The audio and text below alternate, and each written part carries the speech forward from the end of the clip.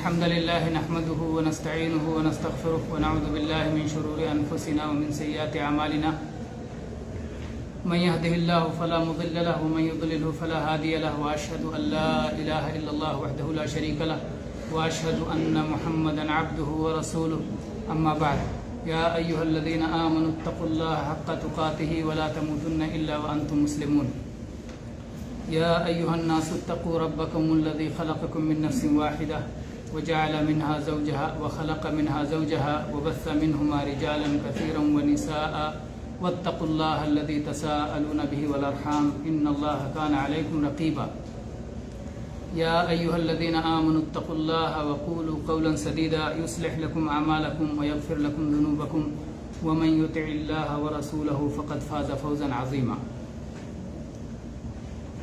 میرے بھائیوں، جیسا کہ آپ سب جانتے ہیں کہ درس کا یہ سلسلہ عملی فقہ سے متعلق پچھلے درس سے جڑا ہوا ہے، جس میں قضائے حاجت کے کئی آداب پڑھے گئے تھے. کچھ آداب آپ لوگوں کو یاد ہوں گے، تھوڑا مراجعہ کر لیتے ہیں. مراجعہ سریع تیزی کے ساتھ پرانی باتوں کو دہرا لیتے ہیں. کوئی بھائی ایک ذکر کرے، کوئی دوسرا، کوئی تیسرا. اس طرح سے ہم لوگ کئی آداب، ایسے ہی مذاکرہ سے علم باقی رہتا ہے.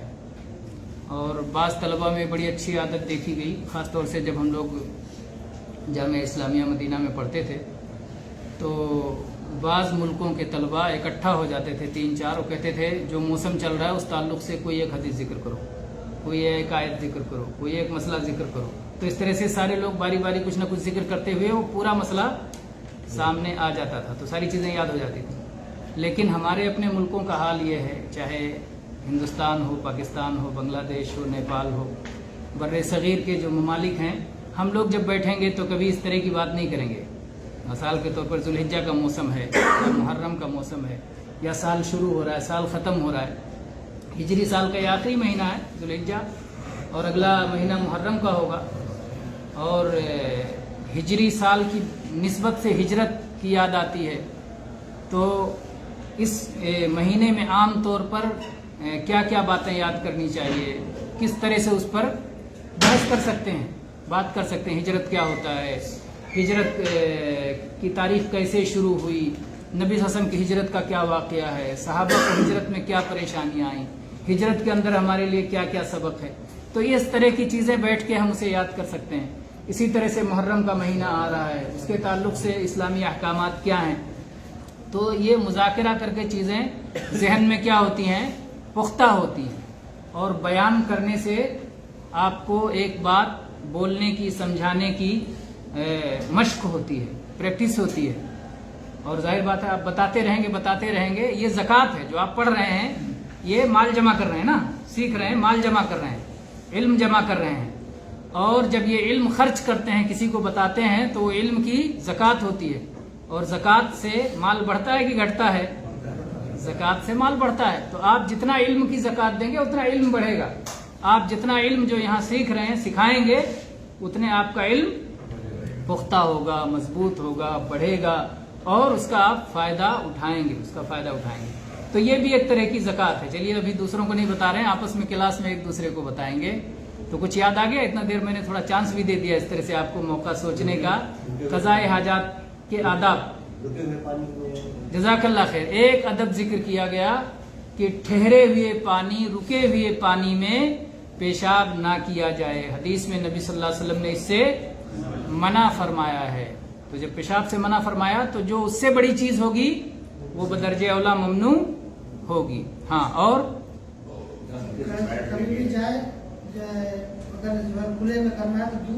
اگر فضا میں اور کھلی جگہوں میں قضائے حاجت کے لیے جانا ہے تو دور نکل جائیں، یہاں تک کہ لوگوں کی نگاہوں سے چھپ جائیں، اوجھل ہو جائیں. جی، جب زمین کے قریب بیٹھنے کے لیے زمین کے قریب ہو جائیں تبھی کپڑا اٹھائیں تاکہ بے پردگی سے محفوظ رہیں. جی،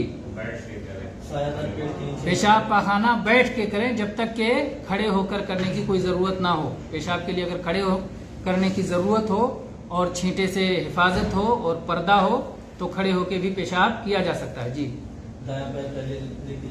بیت الخلا میں داخل ہوتے ہوئے دایاں پیر پہلے ڈالیں اور دایاں پیر پہلے ڈالیں کہ بایاں پیر؟ بیت الخلا میں جاتے ہوئے بایاں پیر پہلے ڈالیں اور نکلتے ہوئے دایاں پیر پہلے نکالیں تاکہ بیت الخلا کے اندر بایاں پیر زیادہ دیر تک رہے اور دایاں پیر کم سے کم وقت تک رہے. اس کے برخلاف مسجد جاتے ہوئے داہنا پیر پہلے ڈالیں اور نکالتے ہوئے بایاں پیر پہلے نکالیں. ہاں قضائے حاجت کے لیے بیت الخلا میں داخل ہونے سے پہلے یا قضائے حاجت کرنے سے پہلے اگر کھلے میدان میں ہے تو دعا پڑھیں اور وہ دعا ہے بسم اللہ اللہم انی اعوذ بک من الخبث والخبائث. اور جب فارغ ہو جائیں تب ایک دعا پڑھیں, وہ کیا ہے؟ غفرانک. تو اس طرح سے بہت سارے آداب آگئے. اس میں سے آخری ادب جو ہم لوگوں نے پڑھا تھا 11واں ادب کہ پیشاب کے چھینٹوں سے بچنا ضروری ہے, ورنہ پیشاب کے چھینٹے سے جو شخص نہیں بچے گا قبر کے عذاب میں مبتلا ہوگا. اس پر تفصیل سے گفتگو ہوئی تھی.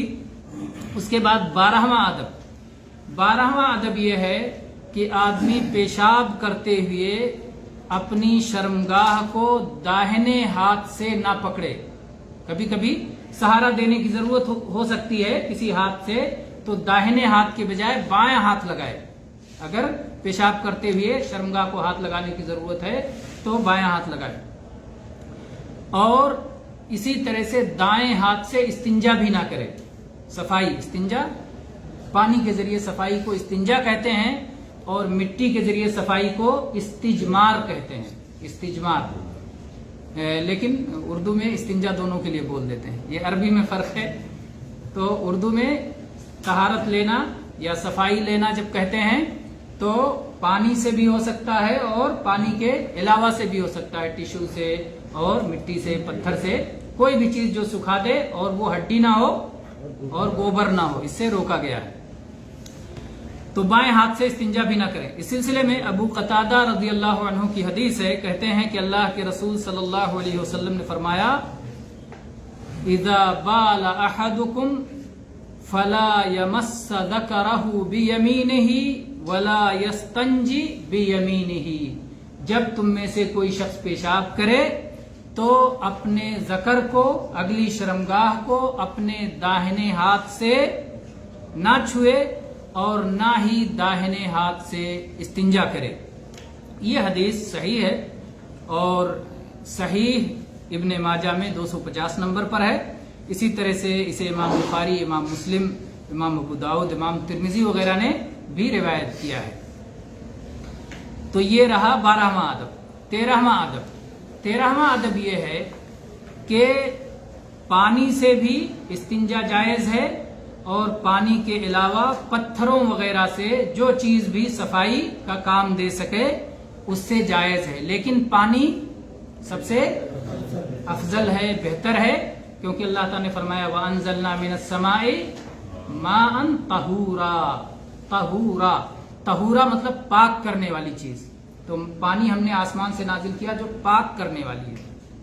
ایک ہوتا ہے طاہر جو اپنے آپ میں پاک ہے لیکن ضروری نہیں کہ وہ پاک بھی کرنے والا ہو, اور ایک ہے طہور, پاک کرنے والا.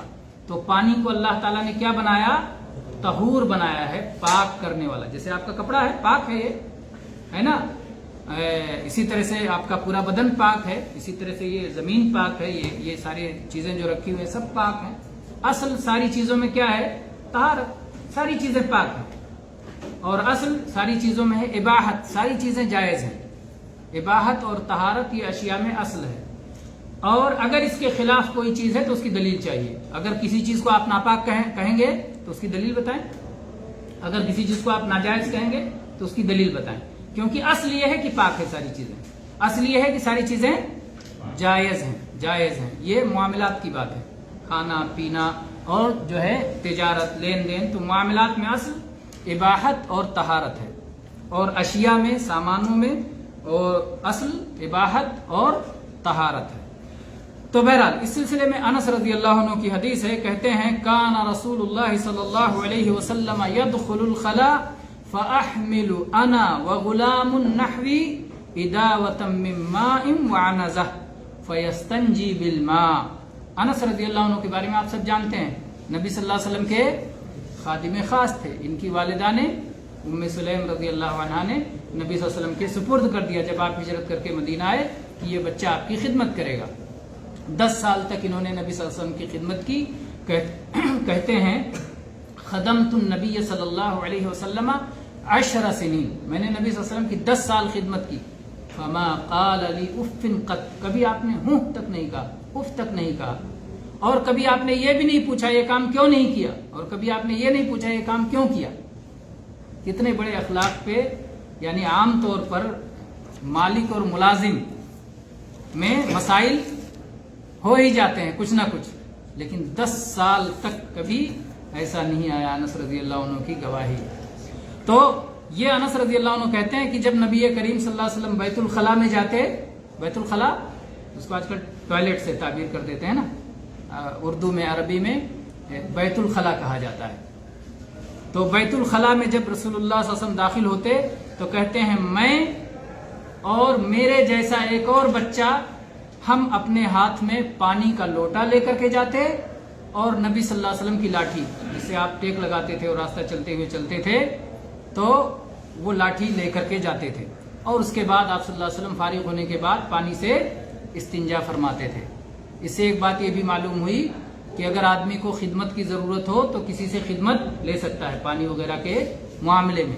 اور یہ کہ لاٹھی لے کے چلنا، اگر کہیں ضرورت ہو تو لاٹھی لے کے چلنا چاہیے، ساتھ میں لاٹھی ہونا چاہیے اگر کہیں ضرورت ہو.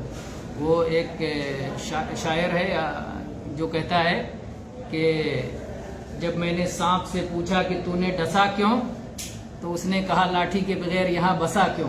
اسی طرح سے کچھ ہے. بہرحال مجھے مصرع پوری طرح یاد نہیں رہ گیا. تو کہیں کہیں ضرورت ہوتی ہے کہ جب جہاں ڈسنے والے موجود ہوں تو وہاں اس کے علاج کے لیے لاٹھی بھی ہونا چاہیے. تو نبی صلی اللہ علیہ وسلم جو لاٹھی استعمال کرتے تھے اس کو عنزہ حدیث میں کہا گیا ہے.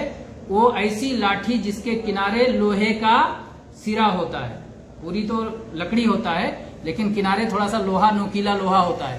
ہمارے پرانے علماء تھے جو ہندوستان میں، وہ یہ لاٹھی رکھتے تھے عام طور سے. میرے والد صاحب رحمہ اللہ ان کے پاس بھی یہ لاٹھی تھی. ہم لوگوں نے بچپن میں دیکھا تھا، بعد میں پتہ نہیں کیا ہوا، اللہ جانے، یاد نہیں رہ گیا اس کا انجام کیا ہوا. لیکن ہمارے گھر پہ وہ لاٹھی تھی. کبھی کبھی جب نکلتے تھے کھیت وغیرہ کے لیے تو وہ لے کے والد صاحب ساتھ میں جاتے تھے. لاٹھی لکڑی کی اور کنارے لوہے کا سرا ہوتا تھا. تو پرانے علماء رکھتے تھے. خطبہ وغیرہ دیتے تھے تو لاٹھی لے کر کے وہ خطبہ دیتے تھے، اور چلتے وغیرہ بھی تھے تو ساتھ میں لاٹھی لے کر کے چلتے تھے. تو نبی صلی اللہ علیہ وسلم کی یہ سنت مانتے تھے، لیکن حقیقت یہ ہے کہ یہ اس طرح کی سنت نہیں ہے جس کو فقہ کی زبان میں سنت کہتے ہیں. ایک فقہی سنت ہے. فقہی سنت کا مطلب جس کے کرنے پر ثواب ملے، نہ کرنے پر گناہ نہ ہو، ہے نا. تو اس طرح کی سنت نہیں ہے، کیونکہ لاٹھی لے کے چلنے میں کوئی ثواب نبی صلی اللہ علیہ وسلم نے بیان نہیں فرمایا ہے. تو اس لیے ہم اس کو سنت نہیں کریں گے. یہ آپ کا عمل تھا، اگر آپ کو دیکھ کر کے کوئی اتباع میں کرتا ہے تو یہ خیر ہے، بہتری ہے انشاءاللہ. لیکن اس کو مستحب کہہ دینے کے لیے الگ سے دلیل ہونا چاہیے جہاں پر یہ آیا ہو کہ ایسا کرنے میں ثواب ملے. تو یہ مستحب کے درجے میں نہیں ہے. یہ حدیث جو ہے متفق علیہ ہے. صحیح بخاری میں 152 نمبر پر، صحیح مسلم میں 271 نمبر پر، سنن نسائی وغیرہ میں بھی یہ حدیث ہے. تو یہ رہا 13واں ادب کہ آدمی پانی سے یا پانی کے بدلے میں پتھر وغیرہ سے استنجا کرے. اس سلسلے میں عائشہ رضی اللہ عنہا کی بھی حدیث ہے. فرماتی ہیں اذا ذهب احدكم الى الغائط فليذهب معه بثلاثه احجار فليستطب بها فانها تجزئ عنه. جب تم میں سے کوئی شخص قضائے حاجت کے لیے جائے تو اپنے ساتھ 3 پتھر لے کر کے جائے اور اس سے پاکی حاصل کرے، یہ اس کو کافی ہو جائے گی. یہ حدیث صحیح ہے. صحیح سنن نسائی میں 43 نمبر پر ہے اور سنن ابی داؤد میں بھی یہ حدیث ہے. تو یہاں پر کتنے پتھروں کا ذکر کیا گیا؟ 3 پتھروں کا ذکر کیا گیا. گویا صفائی کے لیے 3 سے کم نہیں ہونا چاہیے، بڑھ جائے تو کوئی حرج نہیں. اور ہو سکتا ہے آپ میں سے بعض لوگوں نے دیکھا ہو، پہلے جو پرانے بزرگ ہوتے تھے، بوڑھے لوگ ہوتے تھے، وہ جیب میں مٹی رکھتے تھے، استنجا کی مٹی. کہتے تھے پتہ نہیں کسی ایسی جگہ پر استنجا کی ضرورت پیش آ جائے जहाँ ना मिले तो क्या करेंगे, तो इस्तिंजा की मिट्टी निकाल के इस्तिंजा कर लेते थे। और बहुत सारे लोग तयम्मुम के लिए मिट्टी रखते हैं, पाक मिट्टी साथ में। तो ये सब वसवसे की शक्लें हैं, वसवसे की शक्लें हैं, क्योंकि अल्लाह ने पूरी रूए जमीन को हमारे लिए पाकी हासिल करने का जरिया बनाया है। जेब में तयम्मुम की मिट्टी रखने की जरूरत नहीं, किसी भी दीवार पे जो गुबार वगैरह लगा हो उससे आप तयम्मुम कर सकते हैं। कोई भी जमीन हो, ये पथरीली ही जमीन से ही जमीन का हिस्सा हो, क्योंकि अल्लाह ताला ने फरमाया फतयम्ममू सईदन तय्यबन। सईदन की तफसीर उलमा ने की है कि वजहुल अर्ज यानी सतह जमीन, जमीन की सतह पर जो भी चीज नेचुरल तौर पर मौजूद है वो सईद में दाखिल है। रेत है, पहाड़ी है ना, मिट्टी है, चाहे जैसी, वो सब के सब सतह जमीन में दाखिल है, इसलिए उससे तयम्मुम किया जा सकता है। तो तयम्मुम के लिए मिट्टी जेब में ढोने की जरूरत नहीं है। इसी तरह से इस्तिंजा के लिए जो करते थे, इस पे बड़ा अच्छा लिखा है मौलाना इस्माइल सल्फी गुजरान वाला, बड़े जबरदस्त आलिम थे। तो लिखा है कि बाज लोग जो है बड़े तमाशे करते हैं इस्तिंजा करते हुए, ये वसवसे की बीमारी की वजह से। क्या करते हैं, 2-3 बार इस्तिंजा किया, उसके बाद जब खड़े हुए और पैजामा कसा नहीं, नाड़ा कसते से पहले जेब डाले रहते हैं अंदर और उसको सुखाते रहते हैं और चलते रहते हैं 2-3 कदम 5 कदम, कि ऐसा ना हो कि वो पेशाब के कुछ छींटे पैजामे में लग जाएं। तो शेख ने क्या लिखा है, ये सब वसाविस शैतानी है, बिला वजह आपको ये करने का।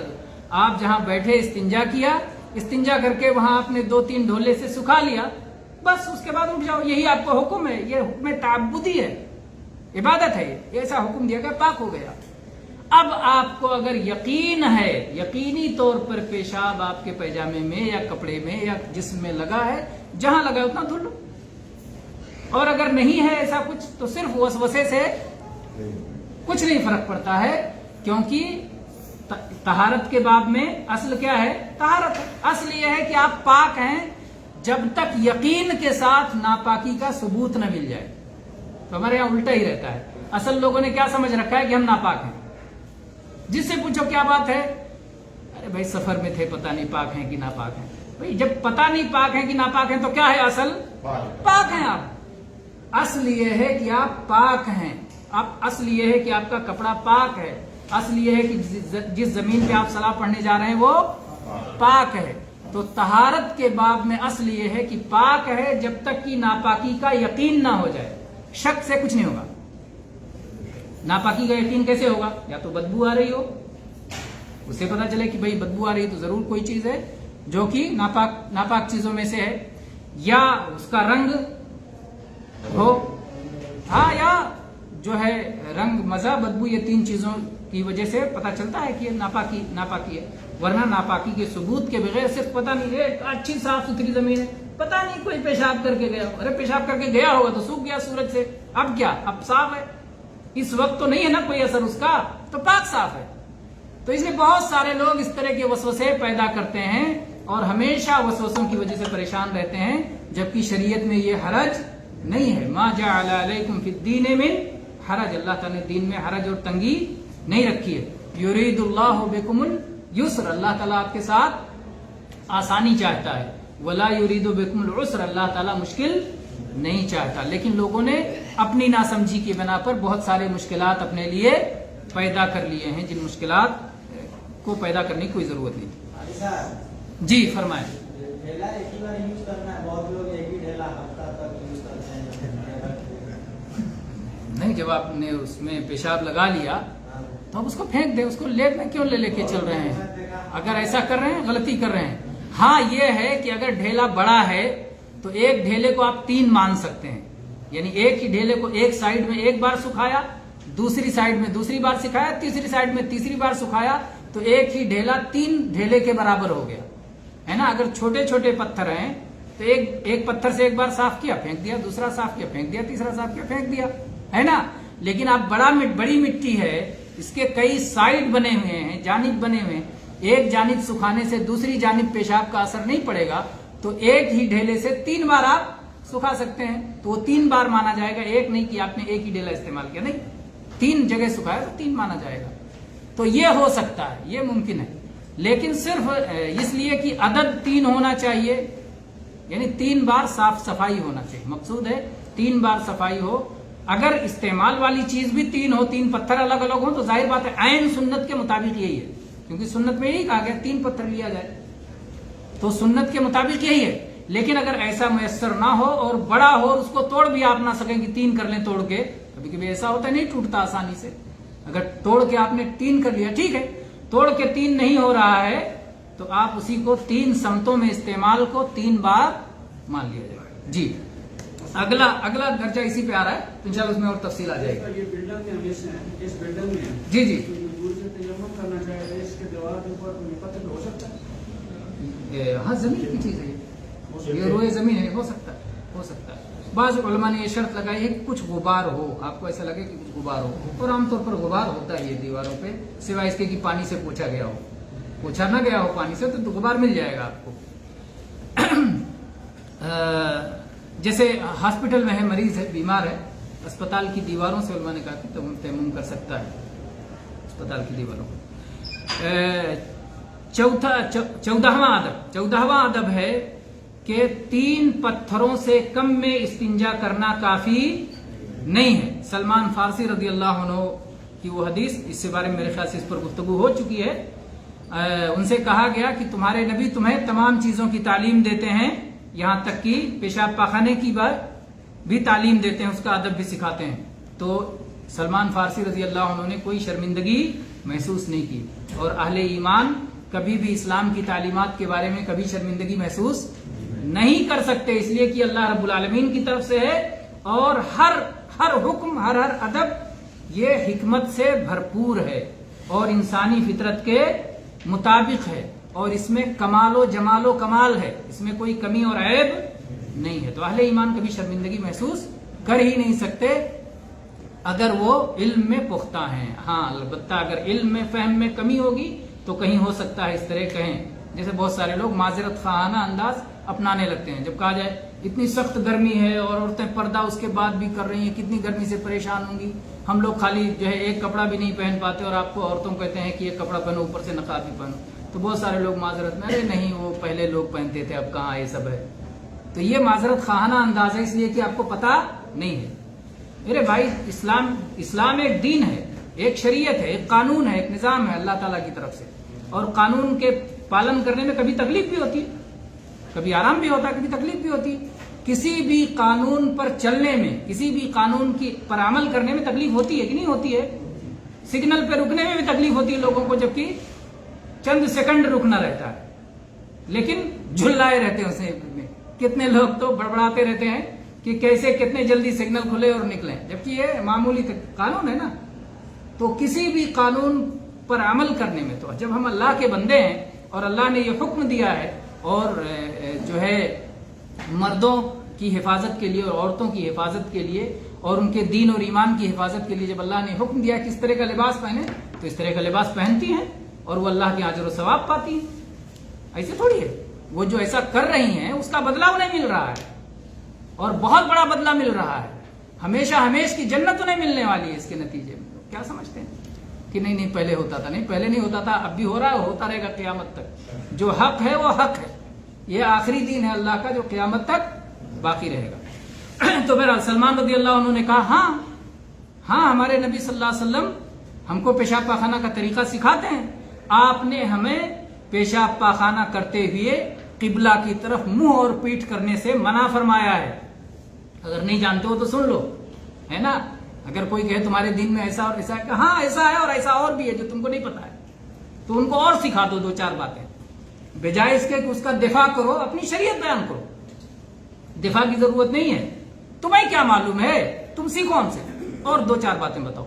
ایک بات وہ کہے تو 3-4 اور بتا دو اس کو۔ یہ صحیح طریقہ ہے دفاع کا۔ ہمارے یہاں لوگ عقلی گھوڑے لانے لگتے ہیں، یہ مسئلہ ہے تو پھر یہ دلیل ہے، تو پھر یہ وجہ ہے، پھر یہ سائنٹیفک وہ ہے۔ کچھ نہیں ضرورت ہے اہل ایمان کو۔ ایمان ہے نا کہ اللہ کی بات ہے، یہ اللہ کے رسول کی بات ہے، زمین و آسمان کے پیدا کرنے والے کی بات ہے، پھر ہمیں اور کسی ضرورت کی ضرورت نہیں ہے سائنٹیفک اور یہ وہ ڈھونڈے وہ لوگ جن کے دلوں میں شک و شبہ ہے۔ عمران ابن حسین رضی اللہ عنہ، مشہور صحابی عمران ابن حسین رضی اللہ عنہ، انہوں نے بتایا کہ الحیاء لا یاتی الا بخیر، کہ حیا میں تو خیر ہی خیر ہے۔ کسی نے ان کے سامنے کہا کہا کہ یونان کے فلسفی بھی اسی طرح کی بات کرتے ہیں.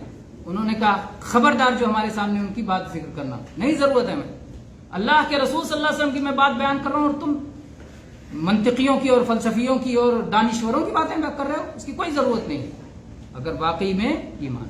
ہاں کبھی کبھار کسی کو سمجھانے کے لیے ہو سکتا ہے لیکن یہ اصل کے خلاف ہے.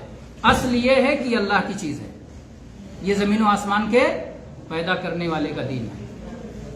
بہرحال تو سلمان فارسی رضی اللہ عنہ نے کہا کہ اللہ کے نبی صلی اللہ علیہ وسلم نے ہمیں پیشاب پاخانہ کرتے ہوئے قبلہ کی طرف منہ اور پیٹھ کرنے سے منع فرمایا ہے, داہنے ہاتھ سے استنجا کرنے سے منع فرمایا ہے, اور 3 پتھروں سے کم سے پاکی حاصل کرنے سے منع فرمایا ہے, اور پتھر نہیں ہڈی اور گوبر سے استنجا کرنے سے آپ نے منع فرمایا ہے. تو انہوں نے اور چیزیں انہیں سکھا دی, اور اس حدیث پہ تفصیلی بات اس سے پہلے الحمدللہ کسی درس میں ہو چکی ہے. یہ حدیث صحیح ہے, صحیح سنن ابن ماجہ میں 255 نمبر پر ہے, صحیح مسلم میں 262 نمبر پر ہے, ترمذی, ابو داؤد, ابن ماجہ, نسائی وغیرہ میں بھی یہ حدیث موجود ہے. آخری ادب پہ بات کر کے درس مکمل کر دیتے ہیں. آخری ادب یہ ہے کہ ہڈی سے اور لید یا گوبر سے استنجا کرنا جائز نہیں ہے. جابر رضی اللہ عنہ کی حدیث ہے, کہتے ہیں نہن نبی صلی اللہ علیہ وسلم ان یتمسح بعظم او ببعر. اللہ کے نبی صلی اللہ علیہ وسلم نے ہڈی سے اور لید سے یا اونٹوں کی مینگنی یا گوبر یا کسی بھی جانور کا جو پاخانہ ہوتا ہے اس سے آپ نے استنجا کرنے سے, پاکی حاصل کرنے سے منع کیا ہے. یہ حدیث صحیح الجامع میں 6827 نمبر پر ہے اور صحیح مسلم میں 263 نمبر پر ہے. اور اگر ہم اس کے عقلی فوائد دیکھنا چاہیں, آپ لوگ غور کریں, بہت سارے عقلی فوائد نکل جائیں گے. ہڈی سے اگر کوئی استنجا کرنے لگے گا تو کیا نقصان ہو سکتا ہے؟ زخمی ہو سکتا ہے. یہ بہت بڑی آسان سی بات ہے. اگر کہیں بھی کٹی پھٹی ہڈی ہوگی اور استنجا کے مقامات نازک مقامات ہیں انسان کے بدن میں, تو کہیں بھی کوئی زخم لگ سکتا ہے, کوئی نقصان پہنچ سکتا ہے. اور ظاہر بات ہے گوبر سے, لید سے, اس لیے کہ اس سے اور زیادہ جراثیم بڑھ جائیں گے, گندگی بڑھ جائے گی, پھیلی جائے گی, صفائی کے بجائے نقصان اس میں بھی ہے. تو اس سے ضرورت صاف کرنے کی نہیں ہے. نبی صلی اللہ علیہ وسلم نے اس سے منع کیا. انشاءاللہ اگلے ابواب میں ہم پڑھیں گے برتن کے مسائل. ابھی پہلے کس کے مسائل پڑھے گئے؟ پانی کے مسائل پڑھے گئے. تو وضو پانی سے کیا جاتا ہے, غسل پانی سے کیا جاتا ہے, لیکن پانی کو برتن میں رکھ کے وضو کریں گے نا, پانی کو برتن میں رکھ کے غسل کریں گے. تو کس طرح کا برتن ہم استعمال کر سکتے ہیں اور کس طرح کا استعمال نہیں کر سکتے. شریعت یہ دین کامل و مکمل ہے, ہر چیز کا بیان ہے. تو انشاءاللہ ان باتوں کا بیان آگے کے دروس میں آئے گا. وآخر دعوانا ان الحمد للہ رب العالمین وصلی اللہ علی نبینا وسلم.